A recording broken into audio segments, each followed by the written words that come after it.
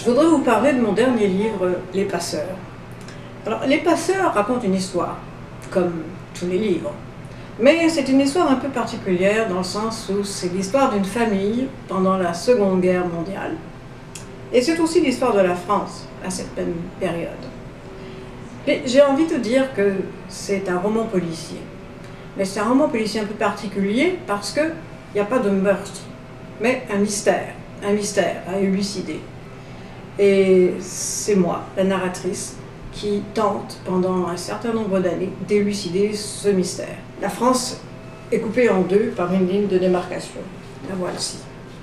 Et Madeleine Balvet se trouve au nord de la France, dans la partie que l'on dit la France occupée, et Gabriel Balvet se trouve dans le sud de la France, dans la partie que l'on dit libre. Et Madeleine veut absolument retrouver son mari, parce qu'il n'y a pas que la guerre qui les sépare, il y a aussi leur querelle personnelle.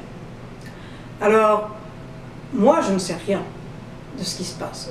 J'ai appris la vérité il y a une dizaine d'années, c'est-à-dire que le couple était séparé, s'était réconcilié et que j'étais née. Et c'est ce mystère que je veux savoir. Pourquoi se sont-ils retrouvés après s'être séparés? Qu'est-ce qui s'est passé? Pourquoi est-il parti? Surtout quand je découvre un trou de 2 ans dans la vie de Gabriel. Qu'a-t-il fait? C'est la grosse question. Alors à partir de ça, je suis libre et contrainte d'inventer, d'imaginer. Puis souvent l'imagination étant très bonne, elle est fertile, elle court, de façon débridée pour inventer les pires choses. Par exemple, Gabriel a-t-il poussé des Juifs dans un wagon à bestiaux en partance pour la Pologne? Donc c'est toutes ces questions auxquelles il faut que je réponde. Mais comment? Comment s'y prendre? J'ai aussi enquêté auprès de personnes qui, à l'époque, étaient encore des enfants ou des adolescents. Et là, je me rends compte que leurs souvenirs sont faux, parfois flous. Et donc, il faut que je m'y retrouve un peu dans tous ces souvenirs faux et flous. Je cherche aussi dans l'histoire de la France, dans les archives. Mais le gros déclic qui va changer complètement le cours de mon histoire, c'est quand enfin je découvre des archives personnelles. Et ces archives personnelles, ce sont des lettres de ma mère, dont l'une très importante se trouve sur la page couverture de mon livre, et qui me donne quelques indices sur les pistes à suivre, les voies à explorer.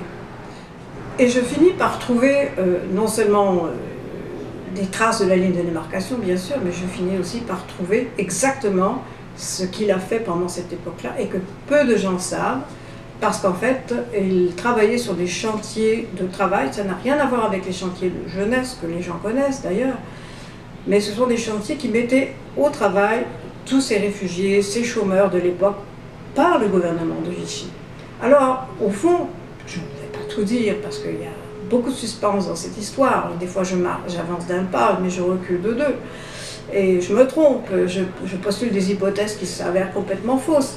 Mais au bout du compte, je découvre la vérité, toute la vérité, y compris sur la femme qu'aimait mon père à l'époque. Mais sa véritable femme, qui sera ma future mère, réussit à, je ne vais pas tout vous dire, à le récupérer. Et je vous laisse libre de trouver les réponses finales. Finalement, c'est peut-être pas autant un livre, un roman policier, qu'un roman sur les origines, mais c'est à vous de décider.